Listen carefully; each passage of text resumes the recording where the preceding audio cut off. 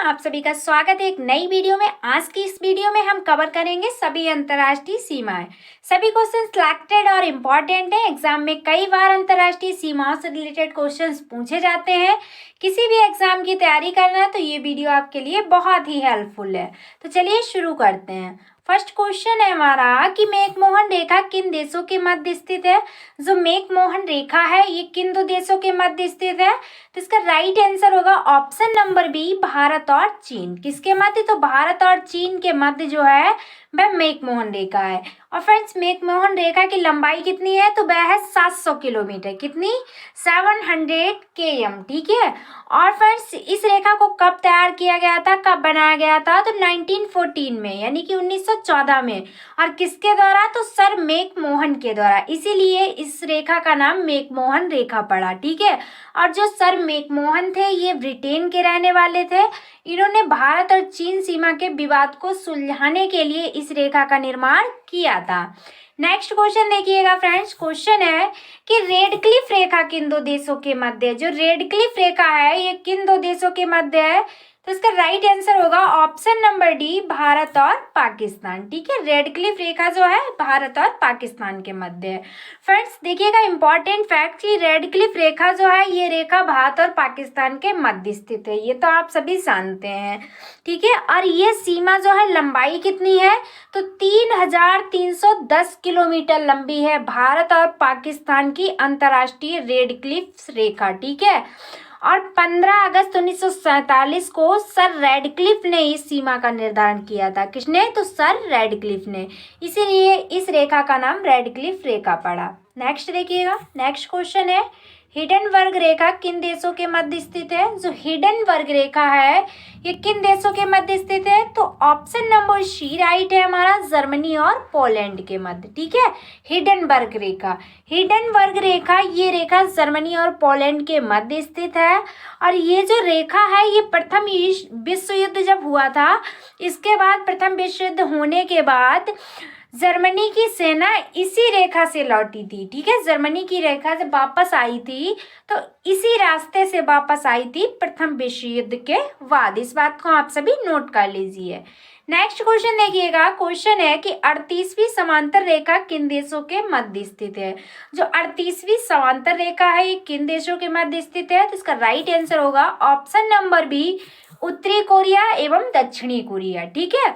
38वीं जो समांतर रेखा है ये उत्तरी कोरिया तथा दक्षिण कोरिया को अलग करती है। इन्हीं दो देशों के बीच की ये रेखा है।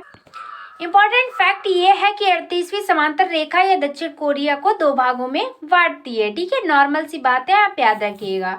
नेक्स्ट क्वेश्चन है कि मैगी नॉट रेखा किन देशों के मध्य स्थित है। जो मैगी नॉट रेखा है बहुत ही इंपॉर्टेंट है, आने वाले एग्जाम में पूछी जाएगी कि मैगी नॉट रेखा किन देशों के मध्य स्थित है। तो इसका राइट आंसर फ्रेंड्स क्या होगा? ऑप्शन नंबर डी, जर्मनी और फ्रांस के बीच। मैगी नॉट रेखा जो है जर्मनी तथा फ्रांस को अलग करती है। मैगी नॉट रेखा फ्रांस द्वारा खींची गई जर्मनी और फ्रांस के बीच की रेखा है। किसके द्वारा? तो इस रेखा का निर्माण फ्रांस के द्वारा किया गया था। ठीक है। और ये रेखा जो है ये कंक्रीट, लोहा इत्यादि से मिलकर बनी हुई है। और इसका निर्माण फ्रेंड्स कब हुआ था? तो ये 1929 से 1938 के बीच किया गया था। ये डेट आप याद रखिएगा, बहुत ही इंपॉर्टेंट ये वीडियो है। अगर पूरा वीडियो आप ध्यान से देखेंगे तो एग्जाम में ज़्यादा नहीं तो कम से कम 5 नंबर का तो इससे पूछा ही जाएगा। ठीक है। नेक्स्ट देखिएगा।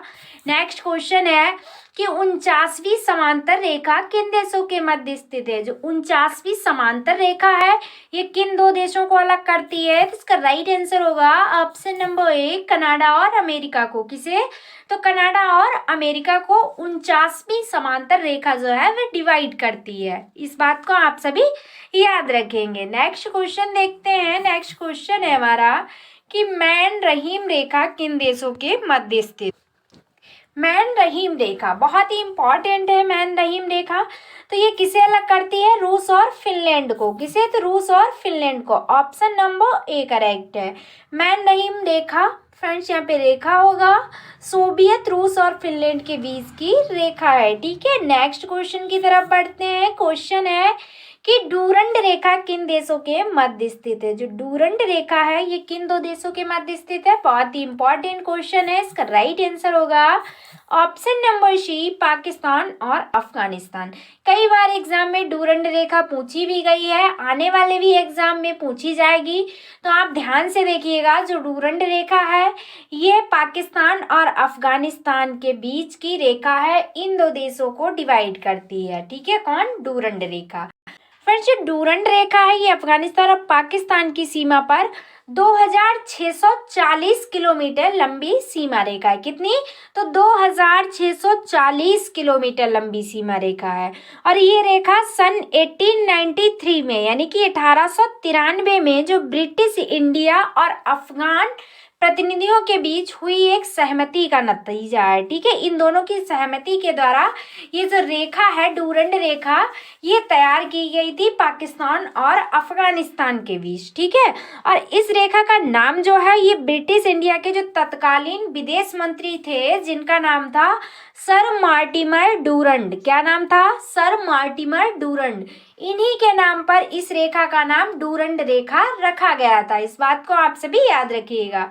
नेक्स्ट क्वेश्चन देखिएगा कि 17वीं समांतर रेखा किन देशों के बीच है। जो 17वीं समांतर रेखा है ये किन देशों के मध्य है, तो इसका करेक्ट आंसर होगा ऑप्शन नंबर बी, उत्तरी वियतनाम एवं दक्षिणी वियतनाम। ठीक है, उत्तरी वियतनाम एवं दक्षिणी वियतनाम को कौन अलग करता है, तो 17वीं समांतर रेखा अलग करती है। ठीक है, इस बात को आप सभी याद रखिएगा।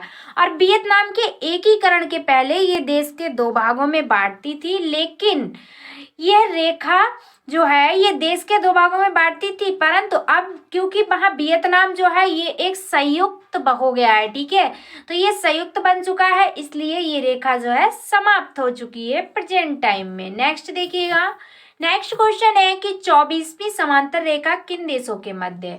जो 24वीं समांतर रेखा है ये किन दो देशों के मध्य है, तो इसका राइट आंसर होगा भारत और पाकिस्तान। ठीक है, ये रेखा आप याद रखिएगा, बहुत ही इंपॉर्टेंट है, भारत और पाकिस्तान के बीच है। क्योंकि आप लोग रेड क्लिफ तो याद ही रखते हैं, सभी को याद होगी कि रेड क्लिफ रेखा जो है भारत और पाकिस्तान के बीच है, लेकिन जो 24वीं समांतर रेखा है ये भी भारत और पाकिस्तान के मध्य स्थित है। ये रेखा भारत और पाकिस्तान के बीच कच्छ के पास स्थित है। कहाँ, तो कच्छ के पास। ठीक है, और पाकिस्तान के अनुसार ये रेखा जो है भारत के बीच ठीक ठीक सीमा का निर्धारण करती है, लेकिन अपना देश जो भारत है वह इस रेखा को स्वीकार नहीं करता है। इसीलिए जो रेड क्लिफ रेखा है उसे हम लोग जानते हैं, 24वीं समांतर रेखा के बारे में कोई भी चर्चा नहीं करते हैं। परंतु अगर एग्जाम में आ भी जाता है तो आप विद एक्स्ट्रा फैक्ट के याद रखिएगा कि इस रेखा को जो है वह पाकिस्तान तो मानता है, लेकिन अपना देश भारत बिल्कुल भी नहीं मानता है। ठीक है, और ये रेखा जो है पाकिस्तान के पास भी जो कच्छ है वहां पर जो है खींची गई है। इस बात को आप सभी याद रखेंगे। नेक्स्ट देखिएगा, नेक्स्ट हमारा क्वेश्चन है कि ओडर नीसे रेखा किन देशों के मध्य। ऑर्डर नीसे रेखा, सभी क्वेश्चन बहुत इंपॉर्टेंट हमने रखे हैं जो कि आने वाले एग्जाम में पूछे जाएंगे। आप सिर्फ मैकमोहन याद कर लेते हैं, रेड क्लिफ याद कर लेते हैं, इन सभी से काम नहीं चलने वाला। ठीक है, तो जो इम्पोर्टेंट है आप उसे देखिएगा। तो ओडर नीसे रेखा किन देशों के मध्य स्थित है, तो इसका राइट आंसर होगा जर्मनी और पोलैंड के बीच। ठीक है, ऑप्शन नंबर ए करेक्ट है हमारा, जर्मनी और पोलैंड के। ऑर्डर नीसे रेखा ये पूर्व जर्मनी तथा पोलैंड के बीच स्थित है, और ये जो रेखा है फ्रेंड्स ये द्वितीय विश्व युद्ध के बाद निर्धारित की गई थी। जब द्वितीय विश्व युद्ध हुआ था उसके बाद ओडर नीसे रेखा का जो है निर्धारण किया गया था। फ्रेंड्स, आप सभी कमेंट बॉक्स में बताएंगे कि द्वितीय विश्व युद्ध कब हुआ था। ठीक है, आप सभी कमेंट बॉक्स में बताएंगे। नेक्स्ट क्वेश्चन देखिएगा, क्वेश्चन है कि सीज फ्राइड रेखा किन देशों के मध्य है। जो सीज फ्राइड रेखा है ये किन देशों के मध्य है, तो इसका करेक्ट आंसर होगा ऑप्शन नंबर सी, जर्मनी और फ्रांस के बीच। ठीक है, सीज फ्राइड रेखा ये कहाँ है, तो जर्मनी और फ्रांस को डिवाइड करती है। इस बात को आप सभी याद रखेंगे। ठीक है, बहुत ही इंपॉर्टेंट है सीज फ्राइड रेखा जो कि जर्मनी और फ्रांस को डिवाइड करती है। तो फ्रेंड्स, ये थे कुछ इम्पॉर्टेंट क्वेश्चन जो कि एग्जाम की दृष्टि बहुत ही हेल्पफुल वीडियो थी। अगर आपको हमारी वीडियो पसंद आई है दोस्तों, अगर आपको स्पेशली हमारी मेहनत पसंद आई है तो चैनल को सब्सक्राइब करना बिल्कुल भी ना भूलें, और वीडियो को जितना हो सकता है उतना शेयर कीजिए। तो आज की वीडियो में बस इतना ही। Thanks for watching. मिलते हैं नेक्स्ट वीडियो में। टेक केयर ऑफ एवरीवन, तब तक के लिए बाय।